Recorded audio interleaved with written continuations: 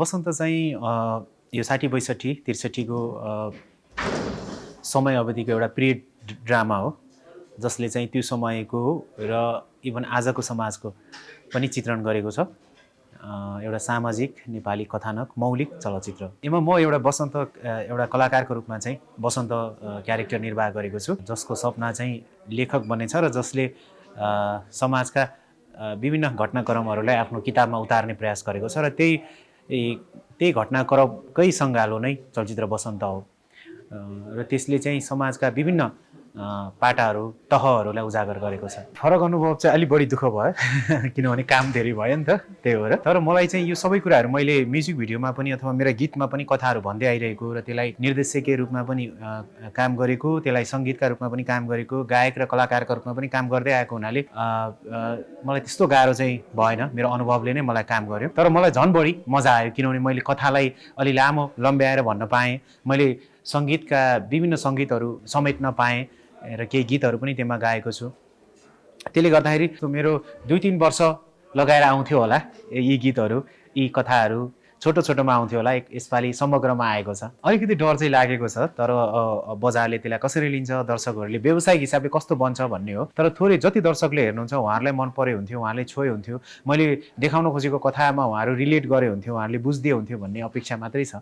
अहिले मैले त्यस्तो धेरै प्रेसर व्यावसायिक हिसाबले चाहिँ यो खत्रै हुन्छ भन्ने अपेक्षा पनि राखेको छैन र हुँदैन कि भन्ने खालको डर पनि पालेको छैन। एक खालको नर्भसनेस त छँदैछ, तर त्यति धेरै सोचेको छैन किनभने अहिले म काम गर्ने प्रोसेसमै छु र मलाई त्यो काम नै इन्जोय गरिरहेको छु। राम्रो छ, धेरैजनाको चाहिँ यो चलचित्र लिएर उत्साहित हुनुहुन्छ। एउटा मौलिक कथा आयो होइन, यस्तै कथाहरू नै हाम्रो कथाहरू हो, यस्तै कथामा चाहिँ चलचित्रहरू बन्नुपर्छ भनेर धेरैजनाले हामी प्रतीक्षामा छौँ भनेर भनिरहनु भएको छ।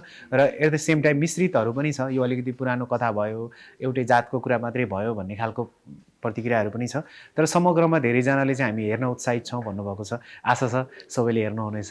बसन्त खासमा यसको नाम चाहिँ सुरुमा समाज भर्सेस समाज हुनुपर्थ्यो होइन। समाजको सानो सानो द्वन्द्वहरूलाई, मिसअन्डरस्ट्यान्डिङहरूलाई, अन्धविश्वासलाई, समाजभित्रको सानो सानो पर्खालहरूलाई, तहहरूलाई चित्रण गरेर बनाइएको भएर मैले सुरुमा समाज भर्सेस समाज राख्ने कि सोचेको थिएँ। तर त्योभन्दा अलिकति व्यावसायिक हिसाबले अलि लामो नाम हुने, मान्छेहरूलाई अलिकति थाहा कण्ठ गर्न पनि गाह्रो हुने भएको भएर त्यो मुख्य पात्र जो बसन्त छ उसकै नामबाट चाहिँ बसन्त राखिएको। रमाइलो पर्छ चाहिँ गाउँ, यसको छायाङ्कन चाहिँ हाम्रो गाउँ जहाँ म हुर्किएँ त्यही परिवेशमा चाहिँ यसको छायाङ्कन गरिएको थियो। मैले त्यो बाँचिसकेको जीवन फेरि एकचोटि बाँच्न पाएँ, त्यो नै एकदम रमाइलो थियो। चुनौती चाहिँ आफैले अभिनय गर्नुपर्ने र आफैले निर्देशन गर्नुपर्ने र मेकरका रूपमा पनि म त्यसको निर्माता पनि भएको हिसाबले चाहिँ त्यो सबै कुराहरूमा आफैले एउटा खालको मोनिटरिङ गर्नुपर्ने भएको हुनाले त्यो चाहिँ चुनौतीपूर्ण थियो। होइन, मलाई चाहिँ त्यस्तो निर्देशन गर्ने भनेर व्यावसायिक हिसाबले अब म निर्देशन गर्छु भन्ने चाहिँ छैन।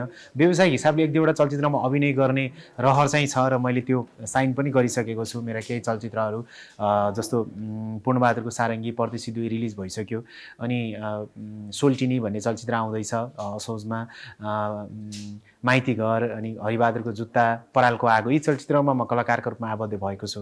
त्यसलाई चाहिँ मैले व्यावसायिक रूपमा केही हदसम्म अगाडि बढाउने सोचेको छु। तर निर्देशनको रूपमा चाहिँ मैले आफ्नो कथाहरू भन्नको लागि निर्देशन गरेको र मैले लेखेको, मैले अनुभूति गरेको कुरा चाहिँ म आफैले गरेँ भने अझै त्यो राम्रो तरिकाले आउला भन्ने हिसाबले हो। तर मलाई त्यस्तो निर्देशकीय रूपमा चाहिँ त्यति धेरै आत्मविश्वास छैन। अहिलेलाई चाहिँ गायक र अभिनेता भनेर अथवा सर्जक भनेर चिनिदिनु भयो भने हुन्छ होला। व्यावसायिक हिसाबले निर्देशन गर्ने चाहिँ योजना छैन, तर आफैले फेरि अरू कथाहरू भन्ने रहर चाहिँ छ। पर्खने मेरो भागमा राखिदेऊ, पर्खाउने तिम्रो भागमा, फकाउने मेरो भागमा राखिदेऊ, घुर्काउने तिम्रो भागमा, माया पाउनु मात्रै माया कहाँ हो र, माया पाउनु मात्रै माया कहाँ हो र, होस् माया दिने मेरो भागमा राखिदेऊ, पाउने तिम्रो भागमा। यो चाहिँ त्यही बसन्त र शान्तिको प्रेम अभिव्यक्त गर्ने सिलसिलामा चाहिँ समर्पित कविता हो। यो चाहिँ त्यही स्क्रिप्ट राइटिङकै सिलसिलामा चाहिँ कोरिएको थियो। रिलिज भइसकेको एउटा गीत तपाईँलाई सुनाउँछु नि त।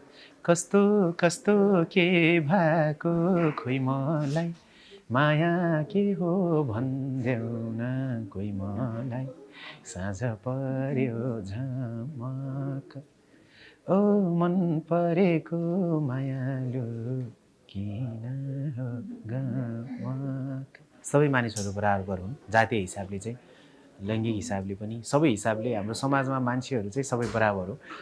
आफ्नो भूमिकाका हिसाबले, कामका हिसाबले, हाम्रो पेसाका हिसाबले, संस्कृतिका हिसाबले, भाषाका हिसाबले, क्षेत्रका हिसाबले हामी फरक फरक हौँला, तर एज ए ह्युमन हामी सबै बराबर हो भन्ने सन्देश चाहिँ बसन्तमा छ। दुइटै छ, चुनौती चाहिँ होइन, खस्किनेतिर पनि जान सक्छ, तपाईँले भने जस्तो फड्को मारेकोतिर पनि जान सक्छ। यसले पनि एउटा आफ्नै खालको यात्रा बनाउँछ भन्ने कुरामा म विश्वास छु। चलचित्र क्षेत्रमा मात्र होइन नि, समग्र नेपाल को परिवेश नै त्यस्तै अलिकति निराशाजनक अवस्थाबाट गुज्रिरहेको छ होइन। धेरै युवाहरू विदेश पलायन भइरहनु भएको छ। सो त्यही मध्येको चलचित्र क्षेत्र पनि एउटा उद्योग त हो नि, एउटा पेसा त हो नि।